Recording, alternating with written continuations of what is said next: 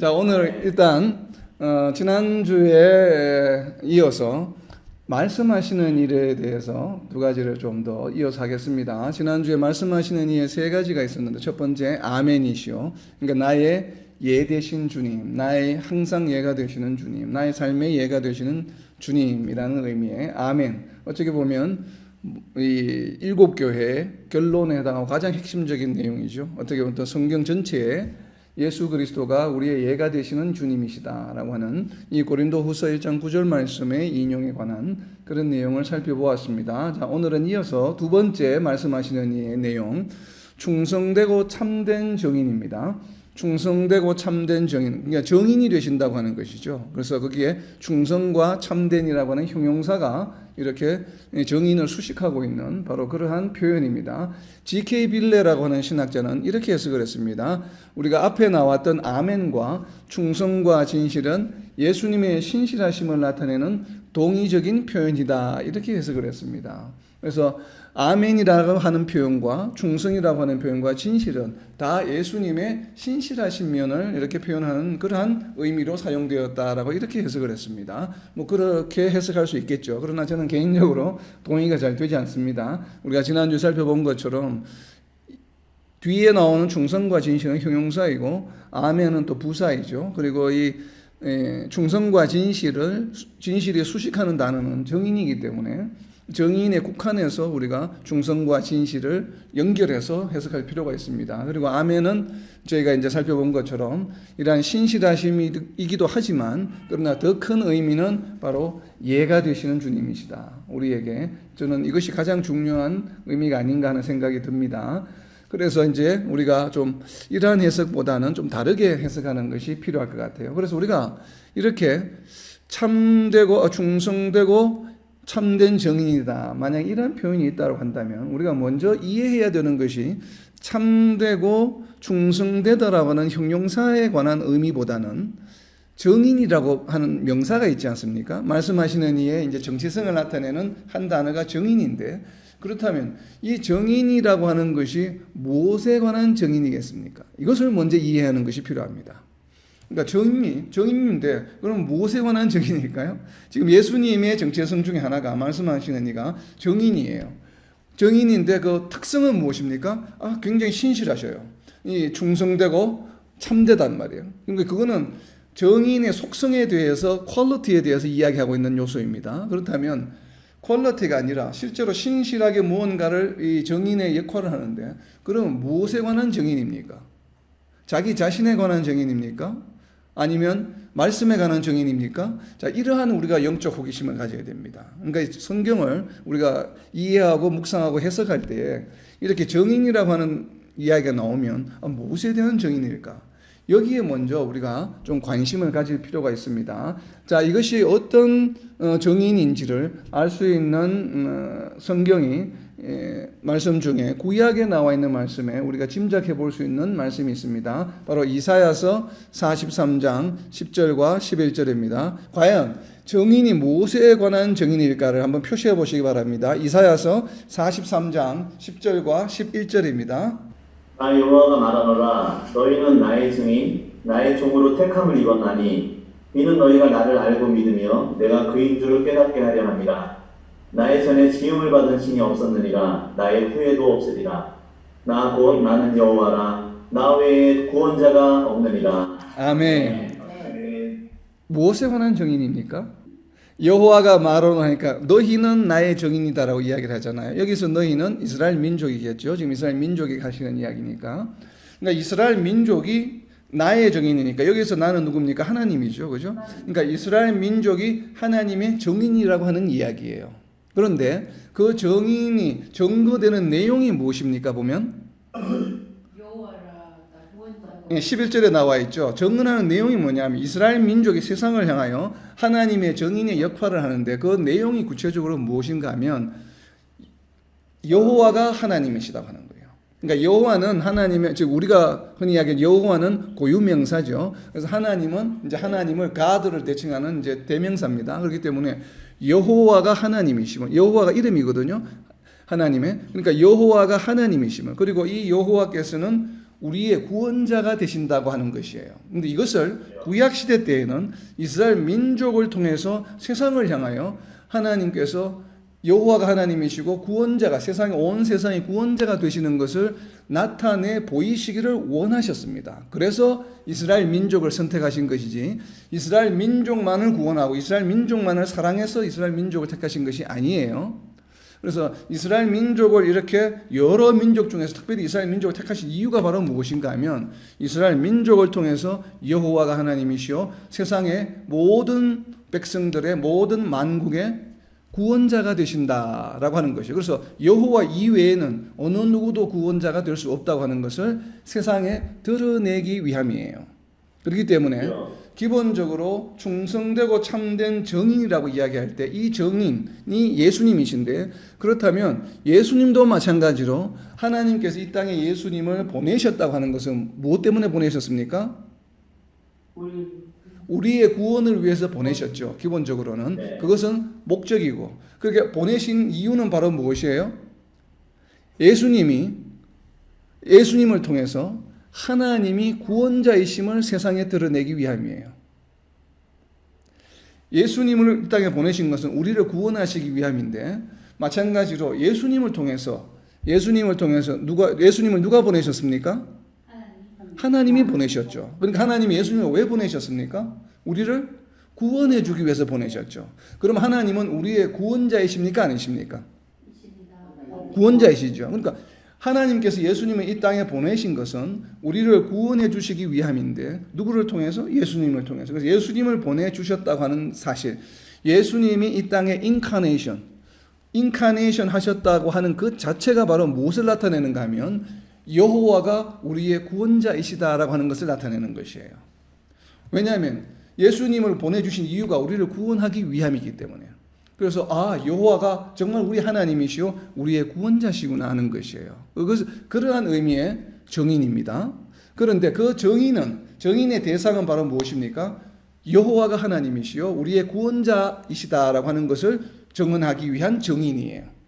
그런데 그 특성이 무엇입니까? 충성되고 참되다라고 하는 표현을 쓰고 있습니다.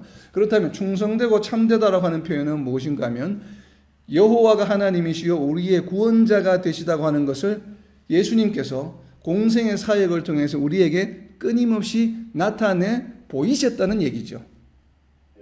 그러니까 예수님 하신 모든 일들은 무엇입니까? 여호와가 하나님이시여 우리의 구원자가 되신다라고 하는 것을 나타내 보이신 것이에요. 그래서 이것을 충성되고 참된 정인이다라고 이렇게 요한계시록에서는 표현하고 있는 것입니다. 우리가 이것을 어디에서 알 수 있습니까? 예수님이 자신을 드러내지 않고 오직 여호와가 하나님이시요 여호와가 우리의 구원자가 되신다고 하는 것을 예수님께서 잘 나타내셨는데요. 본인 스스로도 그렇다고 하는 것을 나타내신 대표적인 성경 구절이 바로 요한복음 14장 10절이죠. 그래서 요한계시록 거기 3장 14절 옆에다가 적어 놓으세요. 요한복음 14장 10절. 과연 무엇 때문에 충성되고 참된 정인이라고 다시 요한계시록을 통해서 말씀하시는가 하면 요한복음 14장 10절입니다. 내가 아버지 안에 거하고 아버지는 내 안에 계신 것을 네가 믿지 아니하느냐? 내가 너희에게 이르는 말은 스스로 하는 것이 아니라 아버지께서 내 안에 계셔서 그의 일을 하시는 것이라. 아멘. 이 말씀은 무엇입니까? 예수님이 공생에 때 했던 모든 말이 자신이 한 것이 아니라 하나님 아버지가 했다는 것이에요. 결국은 구원의 대상이 누구라는 얘기입니까? 여호와 하나님이시라고 하는 것이에요. 내가 아니라고 하는 것이에요. 내가 지금 하는 말이 너희에게 전하는 이 복음의 내용이 내가 하는 말이 아니에요. 누가 하시는 것이라고요? 하나님 아버지가 하시는 것이라. 이렇게 일할 때에 우리는 그 정인을 무슨 정인이라고 부릅니까? 충성되고 참되다라고 이야기합니다. 아멘. 자, 우리가 많은 사역자들이 많은 성도들이 교회에서 일을 할 때에 헌신할 때에 누구나 다 충성되고 참되기를 원하죠. 그런데 충성되고 참되다고 하는 정의를 우리는 반드시 분명히 명확하게 알아야 합니다. 하루 24시간 중에 20시간 내가 참여하고 새벽 기도 가고 또 저녁 예배, 금요 예배, 무슨 행사, 또 무슨 복음 전도대회 이런 걸 막 참여한다고 해서 충성되고 참된 것이 아닙니다. 전혀. 우리는 많은 성도들이 많은 또 우리 교회 지도자들이 오해하고 있습니다. 내가 누구보다도 열심으로 세상 일 안 하고 다른 거 집중 안 하고 열심히 이렇게 많은 시간을 하나님의 일에 봉사하면 그것을 충성되고 참되다라고 착각하고 있습니다. 물론 그것이 중요한 하나의 팩터가 될 수는 있습니다. 그런데 오늘 보면 어떻습니까? 오늘 말씀해 보면 무엇이 참되고 충성된 것입니까? 내가 단 1시간을 교회에 봉사하고 1시간을 복음을 전해도 그것이 어떨 때 내가 하는 말이 내가 하는 것이 아니요 하나님 아버지가 하시는 것이요 내 모습이 드러나지 않아야 합니다. 우리가 10시간, 20시간, 1시간, 2시간 하는 것이 중요한 것이 아니라 내가 교회에 헌신하는 것, 봉사하는 것, 선교사에 가는 것, 교회 치리하는 것, 이 모든 것에서 나 자신이 드러나지 않아야 합니다. 그것을 예수님은 뭐라고 표현하고 있냐면 충성되고 참되다라고 이야기합니다. 참되다라고 하는 표현을 여러분 정말 유념해야 합니다. 무엇이 참된 것입니까? 나 자신이 전혀 드러나지 않을 때, 모든 것에서 나라고 하는 주어가 사라질 때, 예수님처럼 내가 하는 것이 아니요 내 안에 계신 하나님이 하시는 것이라 모든 영광을 하나님께 돌릴 때 그것을 충성되다라고 이야기를 하는 것이지, 시간을 많이 할애해서 하나님의 일을 하는 것을 충성되다고 이야기하지 않습니다. 그죠? 그건 그냥 열심히 하는 것이죠. 열심히 하는 것도 분명히 좋은 것입니다. 그러나 충성되다, 페이스풀하다고 하는 것은 무엇인가 하면 모든 공을 하나님께로 돌리는 것입니다. 내가 하는 것이 아니요 지금까지 내가 살아온 것도 나의 능력이나 힘이 아니요 모든 것이 하나님의 은혜입니다. 그리고 내가 지금 이렇게 하는 것도 모든 것이 하나님께 영광을 돌리기 위해 사는 것입니다. 그리고 모든 사람들이 나를 집중하지 않게 하는 것이에요. 그래서 우리가 너무 화려한 옷을 입는다든지 너무 이렇게 강한 제스처를 한다든지 하나의 말씀을 전하는 것이 아니라 설교하시는 분의 태도나 행동을 보고 그것이 우선이 된다든지 이렇게 돼서는 좀 곤란합니다. 그래서 가능하면 하나님의 말씀을 잔잔히 정확하게 알려주시는 것이 가장 좋겠죠. 그것이 대표적으로 드러나는 것이 느헤미야서에 나오죠. 그죠?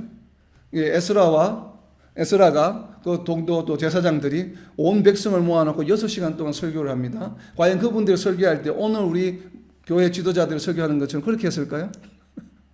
아니겠죠. 전혀. 말씀을 그냥 읽어줍니다. 말씀을 읽어주고 알아듣지 못하는 부분은, 왜냐하면 히브리어를 잘 모르기 때문에 이미 돌아온 이 백성들이 포로생활 오래 하다 보니까 히브리어를 많이 잊어버렸거든요. 그래서 그냥 풀어서 해석만 해줍니다. 그런데 거기에서 엄청난 회개의 역사가 일어납니다. 이것이 충성되고 참된 정인의 모습입니다.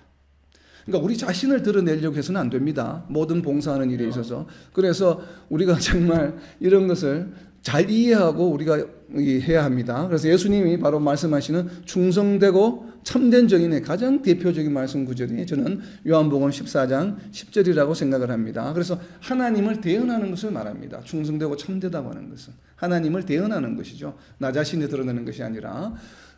그리고 또 다른 각도에서는 무엇인가 하면 예수님 자체가 바로 무엇입니까? 구원의 방도가 되신다고 하는 것이에요. 그렇죠? 예수님 자체가 구원의 방도예요. 그리고 예수님 자체가 하나님이에요. 그러다 보니까 예수님은 충성되고 또 참된 정인이 되시는 것이죠. 이 부분을 가장 잘 나타내시는 것이 바로 예수님 스스로 선포하셨습니다. 요한복음에 있습니다. 14장 6절입니다. 14장 6절 말씀. 예수께서 이르시되 내가 곧 길이요 진리요 생명이니 나로 말미암지 않고는 아버지께로 올 자가 없느니라. 즉 아버지가 구원자신데 예수님을 통하지 않고서는 그 아버지, 구원자이신 아버지께로, 즉 구원의 길로 올 수 없다고 직접 선포하셨습니다. 이런 것처럼 여호와 하나님이 아버지가 구원자이심을 또 그 도구로 예수님이 사용된다 하는 것을 선포하신 말씀이에요. 그래서 예수님은 정말 하나님이, 여호와가 하나님이시오 구원자가 되신다고 하는 것에 진정하고 참된 증인이죠. 이 세 가지 측면이 있습니다.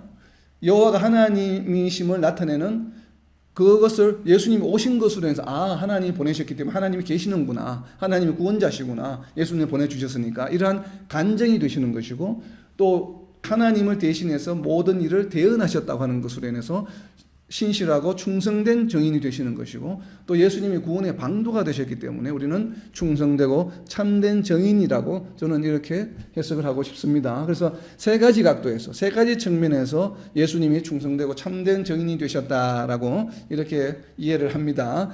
세 번째 말씀하시는 이 창조의 근본이 되셨다라고 하는 부분인데, 이 부분이 상당히 좀 어렵습니다. 근본이라고 하는 이 단어가. G.K. 빌레라는 신학자는 이렇게 해석을 했습니다. 골로새서 1장 18절과 요한계시록 지금 나와 있는 이 창조의 근본 계시록 3장 14절은 같은 의미다. 같은 의미의 같은 뉘앙스를 가지고 있고 같은 배경을 가지고 있는 보통 이제 신학적 용어로 우리가 패러렐이다라고 이야기를 합니다. 병행되는 구절이다. 유사한 구절이다. 같은 맥락이다. 같은 맥락이다라고 하는 게 좀 한글로 번역으로는 맞겠네요. 같은 맥락이다. 이런 표현으로 해서 골로새서 1장 18절을 예를 들었습니다. 그래서 이 창조의 근본이라고 하는 의미가 골로새서 1장 18절에서 이야기하고 있는 내용과 유사하다라고 표현을 했습니다. 어떤 내용인지 한번 표시를 해보시기 바랍니다.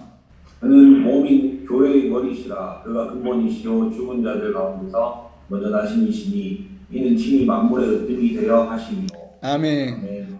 어떤 의미로 사용되었습니까? 골로새서 1장 18절에서는 만물의 어떠미고 교회의 근본, 그가 근본이시다. 근본이라고 할 때 이 근본이라고 헬라어 단어와 창조의 근본일 때 같은 단어입니다. RK라고 하는 동일한 단어인데 골로새서 1장 18절에서 말하는 근본은 무엇의 근본입니까?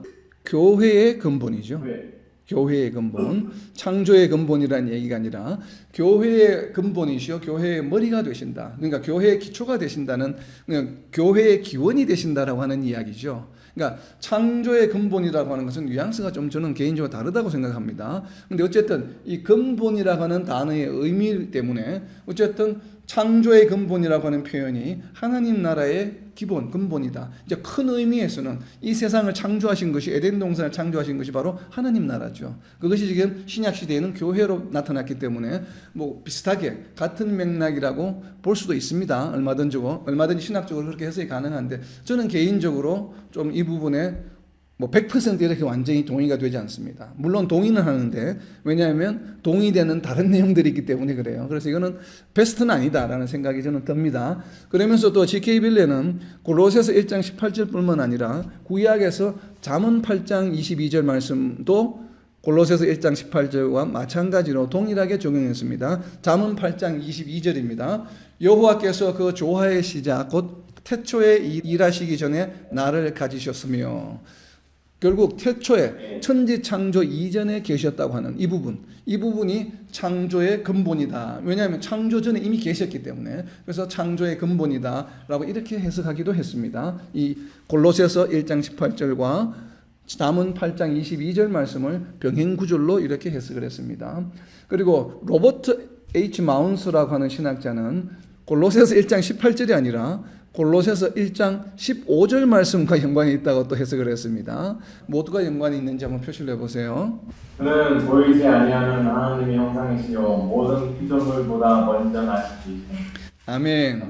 무엇에 관한 것입니까? 모든 피조물보다 먼저 나셨다라고 한 이 부분이 창조의 근본과 같은 맥락이다라고 이렇게 해석을 한 것입니다. 결국은 G.K. 빌레가 이야기했던 잠언 8장 22절 말씀과 비슷하죠. 잠언 8장 22절에 보면 태초에 일하시기 전에 나를 가지셨다라고 하는 표현과 골로새서 1장 15절의 표현이 또 유사합니다. 그리고 골로새서 1장 18절에도 있죠. 죽은 자들 가운데서 먼저 나신 이시니 친히 만물의 어뜸이 되려 하심이라 하는 것과 물론 조금 뉘앙스는 다릅니다만은, 그래서 모든 피조물보다 먼저 나셨다고 하는 의미에서 창조 전에 이미 계셨기 때문에 창조의 근본이다라고 이렇게 해석을 했습니다. 자, 이렇게 해석한 이유는 로버트 마운스가 왜 골로새서 1장 15절 말씀을 인용을 했는가 하면 라오디게아 교회가 바로 이 골로새와 같은 계곡에 있다고 했죠. 세 도시가 보면 그렇기 때문에 아마 같은 상황이었을 것이다. 교회의 그 여러 가지 처해 있는 상황들이. 그래서 골로새서의 말씀을 본인은 인용을 했다라고 설명을 하고 있습니다. 상당히 공감이 가는 내용입니다. 저도 골로새 교회와 이 라오디게아 교회가 가지고 있는 기본적인 그 이슈가, 중요한 이슈가 아마 공통점이 있다라고 저는 생각을 합니다. 바로 무엇인가 하면 예수 그리스도의 이 신성, 그러니까 예수 그리스도께서 죽으시고 부활하셨다, 그리고 다시 오실 것이라는 것에 대한 주제가 바로 골로새서가 가지고 있는 주제거든요.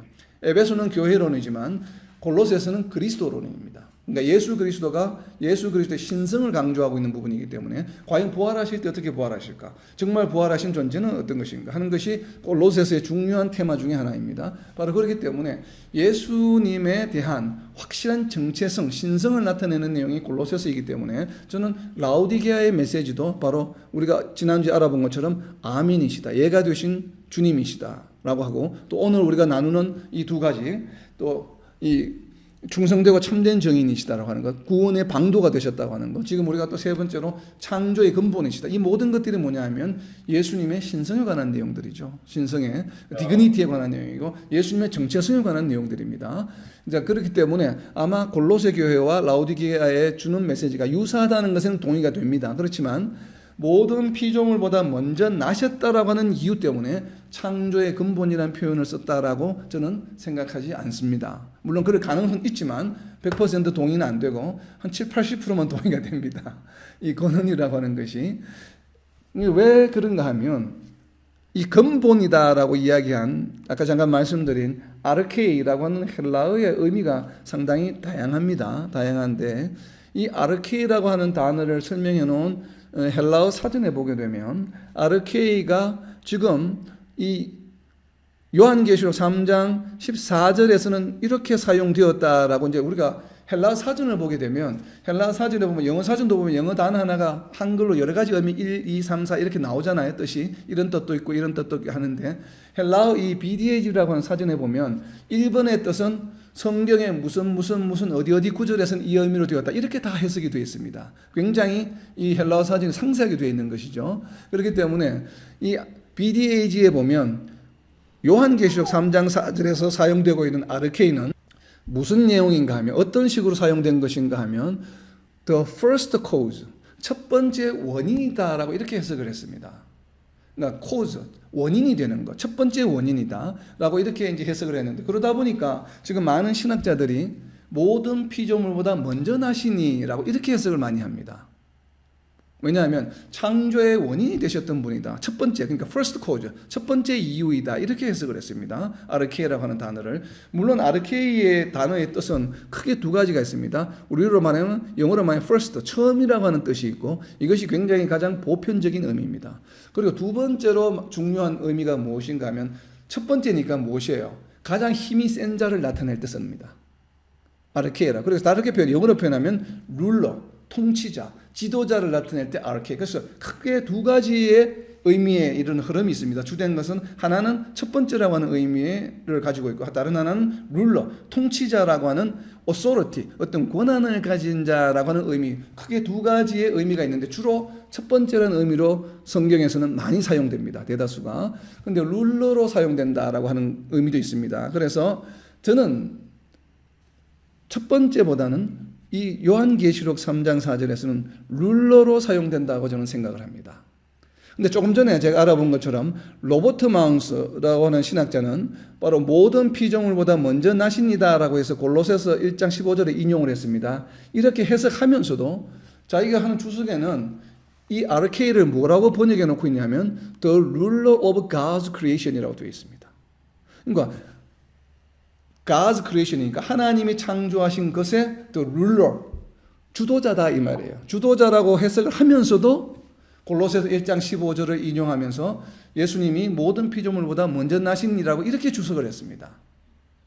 그러니까 다른 사람들처럼 첫 번째 원인이다라고 해석을 하지 않고 이 단어를 번역을 룰러로 번역을 했습니다. 그러면서 주석을 어떻게 했냐면 모든 피조물보다 먼저 나시니다 이렇게 했기 때문에 제가 100% 동의를 하지 않습니다. 제가 이번에 해석에 조금 동의하는 것은 더 룰러라고 하는 것에 동의합니다. 자, 여러분 그렇다면 하나님이 세상을 창조하셨습니다. 창조의 authority, 룰러라고 하는 의미는 무엇입니까? 그 창조를 뭐 하셨다는 것이에요? 창조의 주관자라고 하시는 얘기죠. 그래서 아르케이라고 하는 단어는 저는 예수님이 창조의 근본이시다라고 하는 것은 창세전에 계셨다. 창세전에 지음을 받으셨다. 창세전에 피조물보다 먼저 나신이라고 하는 개념이 아니라 하나님 아버지께서 창조를 하시는 그 과정에 누구라고요? 주권자이시다. 룰러, 모든 것을 창조하신 분이다라고 해석하는 것이 저는 맞다고 봅니다. 왜 그렇습니까? 무엇 때문에 그렇습니까? 그 이유를 알 수 있는 것이 바로 창세기 1장 3절에 있습니다. 창세기 1장 3절에 있습니다. 창세기 1장 3절에 보면 하나님이 이르시되 빛이 있으라 하시니 빛이 있었고. 자, 여기에 뭐 때문에 그렇습니까? 이 말씀에? 예? 하나님이 이르시되 빛이 있으라 하시니. 빛이 있으라는 무엇이에요? 하나님 행동입니까? 말입니까? 하나님이 세상을 어떻게 창조하셨습니까? 말씀으로 창조하셨죠. 하나님의 말씀이 누구이십니까? 말씀이 육신이 되신 분, 예수님이에요. 그리고 창조가 무엇에 의해서 되었습니까? 말씀에 의해서 되었죠. 누구에 의해서 되었습니까? 예수님에 의해서 되었습니다. 그래서 창조의 룰러, 오소리티가 바로 누구인가 하면 예수님이라고 하는 것이에요. 그래서 태초에 창세전에 먼저 나셨다라고 하는 해석에는 저는 동감이 되지 않습니다. 전혀. 그것보다는 하나님이 성부 아버지께서 세상을 창조하실 때에 주된 역할을 하셨다. 키의 역할을 하셨다. 룰러의 역할을 하셨다. 창조의 오소리티가 예수님께 있다라고 하시는 것을 다르게 표현하면 하나님께서 말씀으로 세상을 창조하셨다라고 하는 것이에요.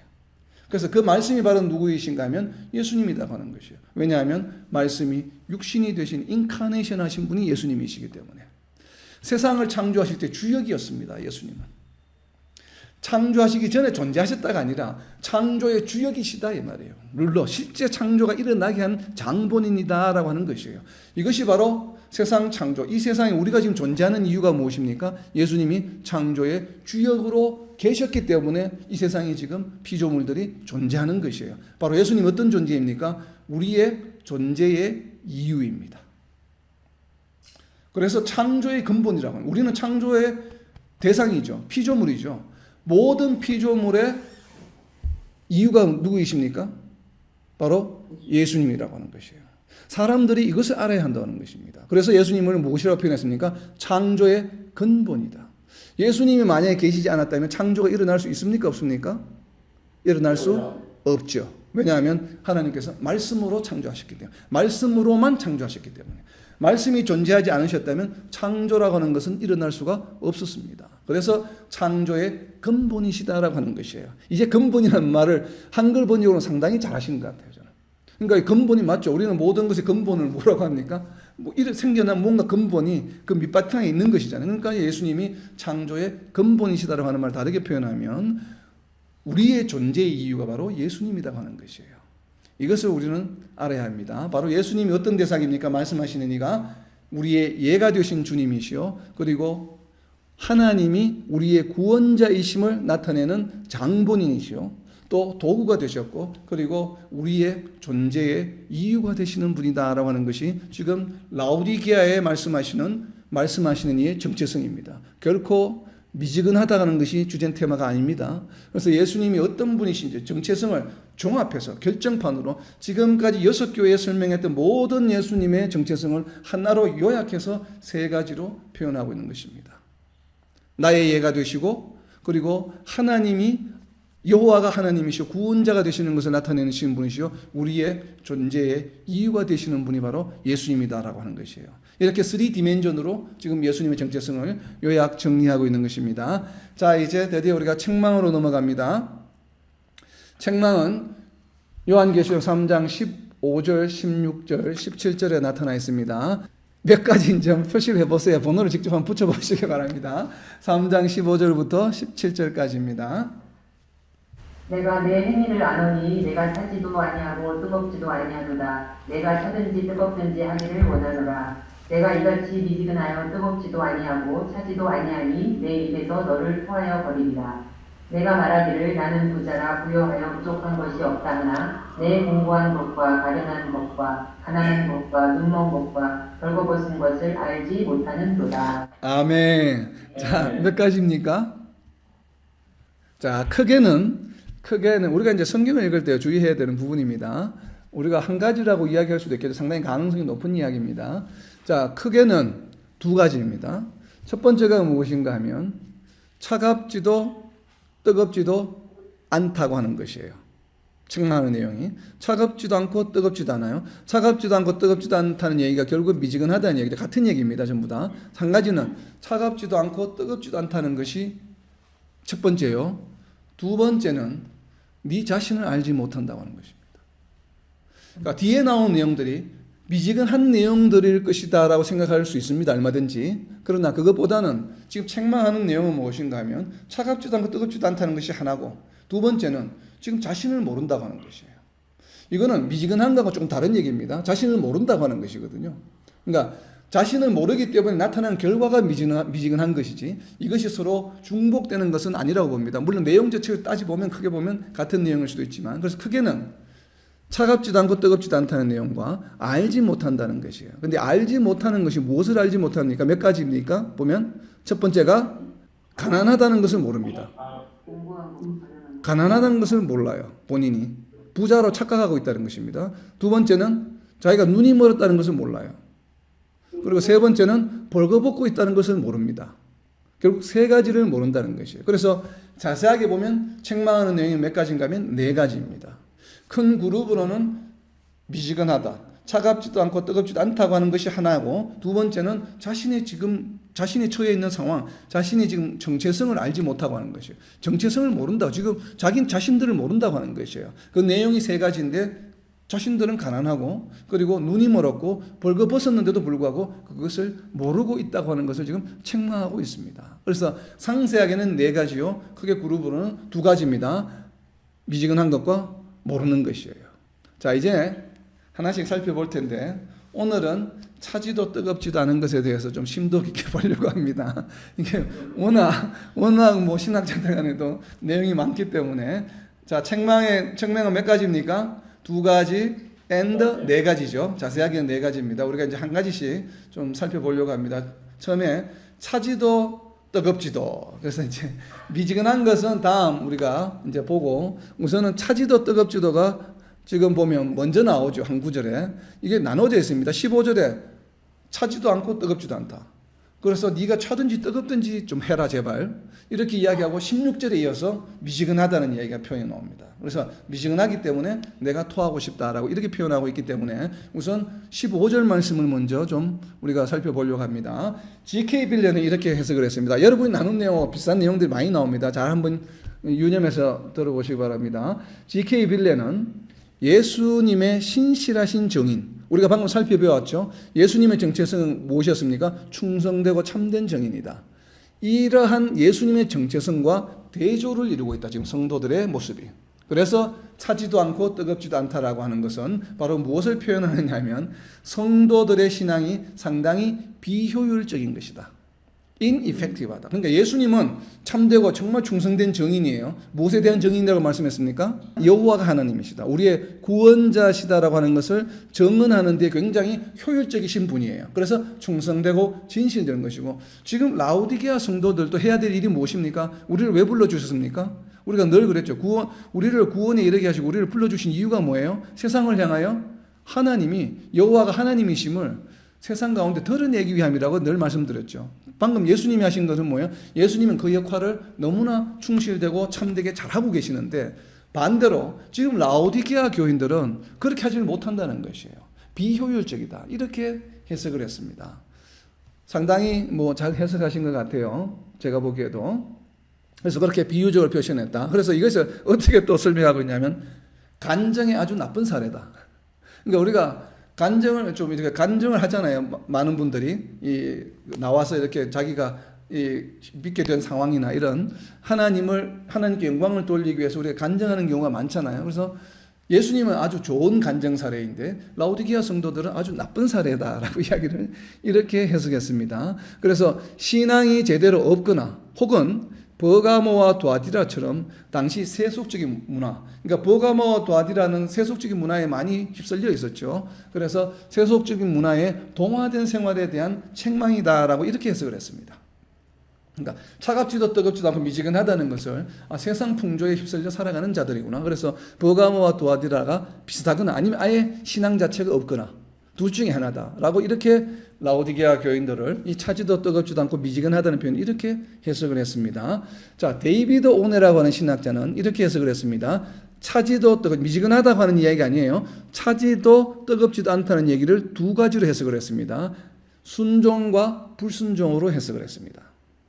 아주 재밌게 해석을 했습니다. 이분은. 그래서 차갑고 뜨겁다는 것을 하나는 순종이 하나는 불순종을 비유한 것이라고 해석을 했습니다.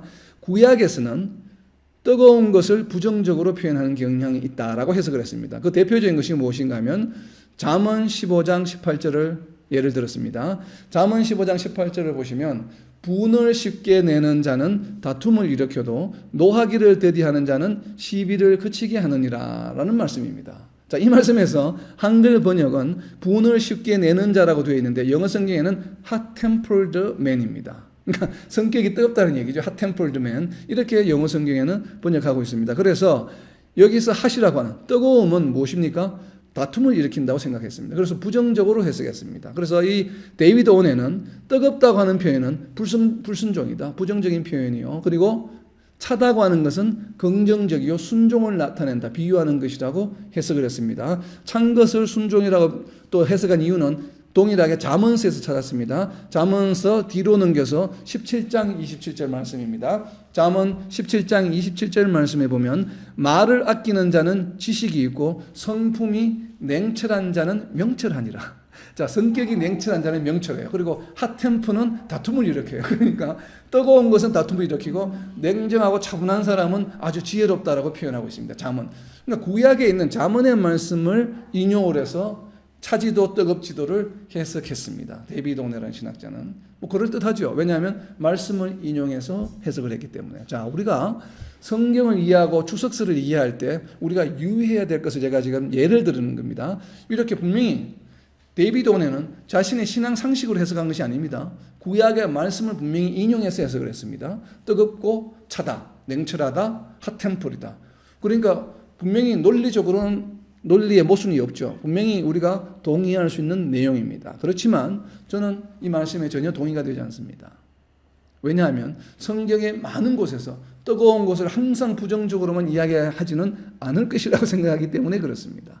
그렇기 때문에 어떤 특정한 말씀을 가지고 와서 우리가 비유를 한다 하더라도 반드시 이 비유에는 맞지만 과연 이러한 비유가 다른 모든 성경 전체에도 부합하는가 안 하는가를 우리는 반드시 검증을 해야 됩니다.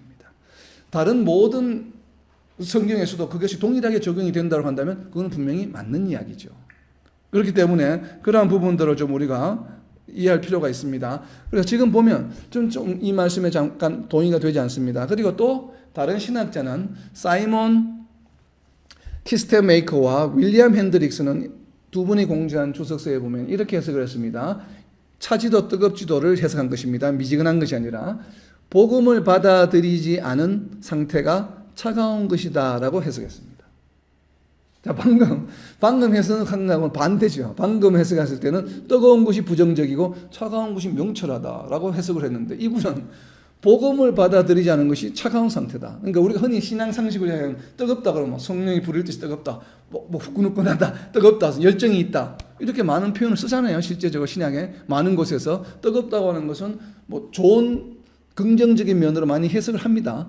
그리고 또 반대로 이분이 해석하시는 것처럼 차가운 상태는 복음을 받아들이지 않은 상태다라고 이렇게 해석을 했습니다. 그러면서 라오디게아 교회를 어떻게 또 해석을 했냐면 라오디게아에 처음 예수님을 믿어서 라오디게아가 만들어졌을 때 초기 성도들은 굉장히 열정이 있었지만 이것이 시간이 흐르면서 다음 세대로 이어지면서 이 신앙이 식었다는 얘기예요. 그래서 복음을 전하는 일에나 말씀을 가지고 말씀을 생활 속에 실천하는 일이나 이런 것을 전혀 제대로 하지 않았기 때문에 이것이 굉장히 지금 차가운 상태다라고 이렇게 또 정의하기도 했습니다. 교회를. 우리가 흔히 잘 알고 있는 라오디게아는 굉장히 침체된 교회다, 매너리즘에 빠진 교회다라는 것과 부합하는 해석이죠. 이렇게 이제 해석이 되었습니다. 자, 우리가 일반적인 신앙 상식에 근거해서 이 시몬과 윌리엄이라는 두 신학자는 아마 해석을 한 것 같아요. 제 추측에는. 그러나 저는 개인적으로 동의가 되지 않습니다. 자, 여러분은 어디가 맞는 걸로 보입니까? 좀 전에 이야기한 뜨겁다는 것이 부정적, 찬 것이 긍정적이다. 여기에서는 또 찬 것은 복음을 받아들이지 않은 것이다. 이 두 가지 중에 어떤 것이 여러분 동의가 됩니까? 두 개가 다 동의가 안 됩니까? 자, 어느 것을 결정하기가 쉽지가 않죠. 왜냐하면 두 가지가 다 맞는 말 같기도 하고, 뭐, 어느 한쪽 편을 들자니 잘 그게 좀 명확하게 그 뒷받침할 수 있는 그런, 그게 좀 약하죠. 자, 지금 차갑다, 뜨겁다고 하는 것은 실제적으로 무언가에 대한 사람의 성품을 이야기하는 것입니까? 아니면 라우디게아 교회가 처해 있는 환경을 대해서 비유로 하시는 말씀입니까? 환경에 대해서 비유를 환경에 대해서 지금 라우디게아가 처해 있는 환경에 관해서 비유로 거기에 환경을 보고 그 환경에서 따와서 인용을 해서 지금 표현하시는 비유라고 생각이 들죠. 누구나 다 그죠? 맞습니다. 그렇기 때문에 이렇게 비유의 말씀을 했을 때는 이 비유가 도대체 무엇으로부터 온 비유인가를 우리가 살펴보는 것이 먼저입니다. 신앙의 상식이나 다른 성경 말씀에서 이렇게 표현했으니까 이건 이렇게 하는 해석보다는 그거보다 우선순위가 무엇인가 하면 이 비유가 그러면 구약에 있는 성경 말씀으로부터 비유된 것인가? 아니잖아요. 지금 상황을 보면 우리가 지금 판단하기에는 그것이 아니라 라우디게아가 처해 있는 그 역사적 배경, 당시에 그 배경 환경으로부터 왔을 것이다라고 우리가 지금 생각하고 있잖아요. 그런 것처럼 바로 그와 같이 역사적 배경에서 그런 환경이라는 측면에서 보면 과연 이 뜨겁다 차다고 하는 것이 무엇으로부터 온 비유인가?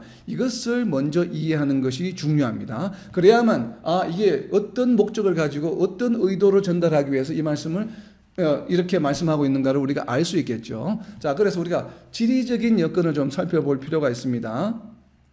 지리적인 여건을 제가 조금 화면을 공유할 텐데 여러분들 한번 보시면서 자, 과연 왜 차갑고 뜨겁다고 하는 것이 과연 무엇을 과연 어떤 환경을 이야기하고 있는 건지 한번 추론해 보시기 바랍니다. 자, 오른쪽 밑에가 지금 히에라볼리 그리고 라우디게아 골로세가 있는 계곡 지역입니다. 계곡 지역인데 오른쪽 제일 위에 가 보면 초록색으로 되어 있는 이게 여기가 바로 히에라볼리입니다. 히에라폴리라고 하고도 히에라볼리라고 하고 여기가 바로 온천 지역입니다. 그러니까 여기가 계곡이겠죠. 온천 지역입니다. 여기에서 지금 온천이 내려오는 거죠. 자, 여기가 바로 온천 지역입니다. 온천 지역에서 물이 흘러서 어디로 가냐면 왼쪽 파란 게 있죠. 라우디게아 이쪽으로 흘러갑니다. 자, 히에라볼리에서 물이 흘러서 라우디게아로 갑니다. 이 온천물이. 그리고 히에라볼리에서 골로새로 물이 흘러갑니다. 자, 무엇을 느낄 수 있습니까? 여기서 히에라볼리에서 라우디게아로도 물이 흘러가고 히에라볼리에서 골로새스로도 물이 흘러갑니다. 동일한 물입니다. 그런데 이것은 어떤 현상이 나타날까요? 우리가 많은 사람들이 자꾸 차가운 물과 뜨거운 물이 와서 미지근하다고 하는데 차가운 물과 뜨거운 물을 왜 가지고 와서 미지근하게 만들겠습니까? 무리하게. 자, 그래서 이 사이먼 키스터 메이커와 윌리엄 핸드릭스는 이렇게 해석을 했습니다. 히에라볼리로부터 라우디게아까지의 거리가 약 9.6km입니다. 이번 거리 보면 그런데 히에라볼리에서 골로새까지 거리가 어떻게 됩니까? 거의 2배에 가깝죠. 약 한 18km가 됩니다. 때문에 히에라볼리에 있는 온천수는 당연히 뜨겁겠죠. 뜨거운 물이 9km 정도 오다가 보면 식습니다. 식기 때문에 미지근합니다. 그런데 이게 9km가 아니고 18km를 가게 되면 어떻게 될까요? 차가워지겠죠. 오랜 기간 2배 이상 가다가 보면 차가워집니다. 차가워지고 물이 오랜 기간 먼 거리를 가다가 보면 물속에 있는 불순물들이 어떻게 됩니까? 점점 가라앉죠. 그래서 석회질은 무겁습니다. 그죠? 석회질은. 그래서 석회질이 약 18km를 가는 동안에 다 깔아앉고 골로새에는 맑은 물이 도착하게 된다라고 이렇게 역사적 배경을 해석을 했습니다. 그런데 이렇게 해석을 하면서도 이분들이 조금 전에 우리가 살펴본 것처럼 뭐라고 해석했습니까? 차가운 거는 복음을 받아들이지 않은 상태라고 해석을 했습니다. 그러니까 이런 역사적 배경을 해석하면서도 그렇게 해석을 했습니다. 그렇기 때문에 이제 우리가 주석을 볼 때도 유의해야 되는 것이에요. 저는 여기에 바로 이렇게 해석한 역사적으로는 물이 이렇게 9km를 갈 때와 18km를 갈 때는 분명히 그 성분이 달라질 것이다라고 해석을 합니다. 그래서 골로새에 도착하는 물들은 차갑고 프레시한 물들이에요. 그리고 히에라볼리에 있는 물들은 어떤 물들입니까? 아주 뜨거운 물이에요. 그리고 라우디게아에 있는 물들은 어떤 겁니까? 중간인 미지근한 물이에요. 이것이 그 계곡 지역에 사는 사람이라면 뜨거운 물 하면 히에라볼리의 물, 차가운 물 하면 골로새에서 마실 수 있는 물. 그 다음에 라우디게아 미지근한 물 하면 라우디게아에 있는 우리가 마시면 토하는 물, 토할 수밖에 없는 물. 이것을 그 지역에 있는 사람들이라면 누구나 다 알겠습니까? 모르겠습니까? 알겠죠. 그렇기 때문에 구약의 성경의 말씀을 인용한 것이 아니라 지금 라오디게아가 처해 있는 자연 환경에서 인용해서 예수님께서 지금 말씀하신 것입니다. 뜨겁다 무엇이에요? 히에라볼리. 차갑다 무엇이에요? 골로새. 미지근하다 무엇이에요? 너희들 라오디게아. 이것이 누구나 듣는 사람도 압니다. 그렇기 때문에 우리가 이것을 벗어나는 해석을 하는 것은 유의해야 됩니다. 우리가 이렇게 비유의 말씀을 볼 때 역사적 배경에서 비유를 했는가, 구약 말씀을 인용해서 비유했는가, 아니면 신앙의 상식에 관한 이유로, 아니면 어떤 믿음에 관한 우리가 theology, 신학 이론에 관해서 비유를 이야기하고 있는가, 이것을 항상 유념해서 우리가 보아야 합니다. 그래서 우리가 지금 요한계시록 3장 15절은 우리는 역사적 배경에 의한 환경에 의한 비유라고 대부분의 사람들은 동의할 수밖에 없습니다. 내용들을 잘 알고 있기 때문에. 만약에 그것을 인정한다고 한다면 여기서의 뜨겁다는 무엇을 나타냅니까? 히에라볼리 온천물. 차가운 것은 골로새서의 리프레시가 가능한 신선한 물, 깨끗한 물. 차가운 물을 마시게 되면 어떻게 됩니까? 정신이 번쩍 들죠. 맑은 물, 깨끗한 물을 마시게 되면 리프레시가 되죠. 그렇다면 뜨겁다는 얘기는 무엇입니까? 온천물이 뜨겁다면 뜨거운 물을 우리가 무엇을 합니까? 목욕을 하게 되면 힐링이 가능한 물이죠. 온천물은 치료가 가능한 물입니다. 미네랄 금속이 많기 때문에. 그래서 뜨겁다고 하는 것은 무슨 역할을 합니까? 힐링의 역할. 차갑다라고 하는 차가운 물은 무슨 역할을 합니까? 리프레시를 하는 역할을 합니다. 그래서 힐링을 하거나 리프레시를 하는 것은 두 가지를 이제 비유로 들었잖아요. 우리가 비유로 들었기 때문에 힐링 한다고 하는 것도 그리고 리프레시 한다는 것도 다 무슨 얘기예요? 거기에 가치가 있고 목적이 있는 것이죠. 그런데 미지근하다고 하는 것은 마시지도 못해요. 그리고 힐링도 되지 않아요. 왜냐하면 뜨거운 물에 들어갈 수가 없어. 미지근해야 들어갔더니만. 그러니까 힐링의 효과도 없어. 그리고 마시려고 하다 보니까 마실 수도 없어. 마시면 토하게 돼요. 그러니까 결국은 미지근하다고 하는 것은 무슨 얘기입니까? 가치가 없고 목적이 전혀 없다는 얘기예요. 자, 그러니까 쓸모없다는 거죠.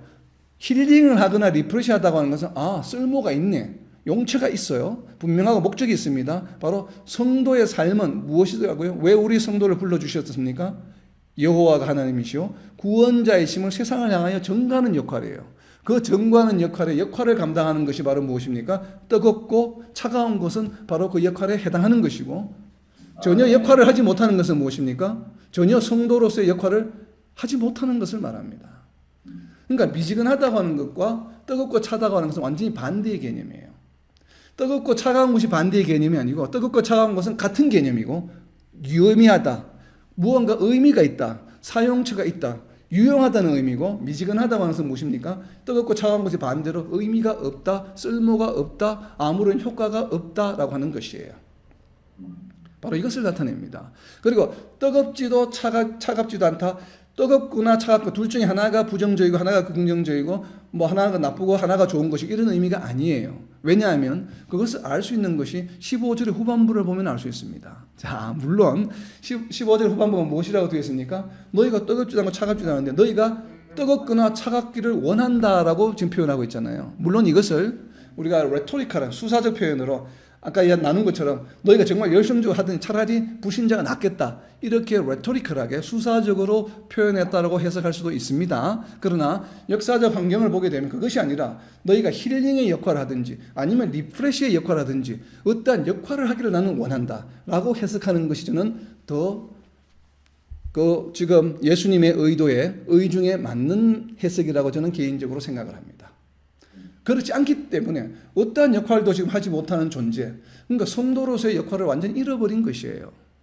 그래서 이런 것을 무엇이라고 표현하냐 하면 야고보 사도는 야고보서 2장 17절입니다. 이와 같이 행함이 없는 믿음은 그 자체가 죽은 것이라. 바로 뜨겁지도 않고 차갑지도 않은 것을 단 한 문장으로 표현하는 것이 야고보서 2장 17절 말씀이다 라고 저는 그렇게 이해합니다. 행함이 없는 믿음은 그 자체가 죽은 것이다. 그래서 너희가 치료의 역할을 하든 리프레시의 역할을 하든 반드시 그렇게 되기를 나는 원한다라고 하는 표현을 해석하는 것이 조금 더 의도에 맞지 않겠나 하는 생각을 저는 해봅니다. 자, 그렇다면 이제는 다음 이어지는 질문입니다. 그렇다면 이 라오디게아 교회와 라오디게아 교회는 지금 미지근하다. 그 다음 뜨겁지도 차갑지도 않는데, 그러면 뜨겁지도 않고 차갑지도 않은 것이 분명히 비유의 말씀입니다. 왔는데 지금 비유로 보면 힐링, 그 다음에 리프레시 우리가 유추한 것입니다. 그럼 구체적으로 그럼 실제로 우리가 치유의 은사를 가지고 치유하고 다른 만나는 사람마다 정신 번쩍 들게 해서 뭐 리프레시 시켜주는 역할을 말하는 건 아니겠죠. 우리가 그런 역할을 하기를 원하는 것은 아니겠죠. 그러면 유용한 쓸모 있는 이 땅에서의 성도의 삶을 살아라고 하는 것을 그렇게 힐링과 리프레시로 표현했는데, 뜨겁고 차갑다라고 표현했는데, 그렇다면 구체적으로 그것이 어떤 것일까요? 이것을 아는 것이 중요하죠. 구체적으로 어떤 것일까요? 어떻게 하는 것이 유용한 쓸모 있는 성도로서의 역할을 하는 것일까요? 무엇을 할 수 있습니까? 라오디게아 교회와 반대의 교회가 뭐라고 이야기했습니까? 지금 라오디게아는 어떤 교회입니까? 미지근한 교회죠. 미지근한 거의 반대가 무엇이라고 이야기했습니까? 차갑고 뜨거운 것이 반대라고 이야기했죠. 그러면 지금 현재 라오디게아가 처해 있는 것과 반대되는 교회가 바로 뜨겁고 차가운 역할을 하는 교회이겠죠. 맞습니까? 그렇기 때문에 지금 7교회를 보여주신 것이에요. 그렇다면 라오디게아와 반대되는 교회는 어떤 교회였습니까? 라오디게아는 문이 닫힌 교회예요. 문이 닫힌 교회의 반대는 무엇입니까? 문이 열려있는 교회. 그러면 뜨겁고 차가운 것이 구체적으로 무엇인지를 알려면 빌라델비아 교회를 보면 압니다. 3장 8절입니다. 무엇인지 한번 표시해 보시기 바랍니다. 뜨겁고 차가운 것이 과연 무엇인지를 표시해 보시기 바랍니다. 요한계시록 3장 8절입니다. 볼지어다 내가 내 앞에 열린 문을 두었을 때 능히 닫을 사람이 없으리라. 내가 내 행위를 아노니 내가 작은 능력을 가지고서도 내 말을 지키며 내 이름을 배반하지 아니하였도다. 아멘. 아멘. 자, 무엇이 뜨겁고 차가운 행위입니까? 어떻게 하는 것이? 말을 지킨다. 작은 능력을 가지고 예수님의 말씀을 지키는 것이 바로 차갑고 뜨거운 역할을 하는 것입니다. 이것이 바로 성도로 불러주신 목적에 유용하게 우리가 바로 행하는 것입니다. 결국은 뜨겁지도 차갑지도 하는 이 표현은 무슨 말입니까? 이퀄 작은 능력으로 예수님의 말씀을 실천하는 것입니다.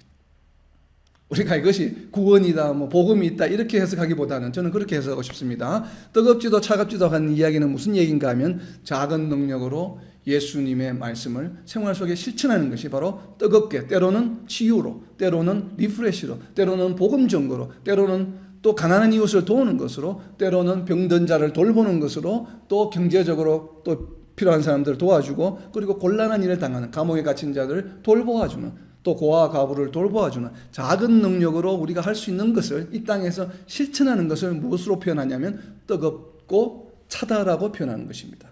그래서 그 작은 능력을 행하는 일들이 때로는 어떤 종류가 있습니까? 뜨거운 일도 있고 차가운 일도 있겠죠. 그래서 그런 것처럼 정말 우리가 이 작은 능력으로 예수님의 명령을 이 땅에서 실천함으로 지금 오늘 이 라오디게아의 교회에 보내는 예수님의 메시지, 너희가 뜨겁고 차갑기를 원한다고 하는 이 말씀에 순종하는 저와 여러분 그리고 이 땅의 모든 하나님의 백성들이 되시기를 예수님의 이름으로 선포합니다. 아멘. 아멘.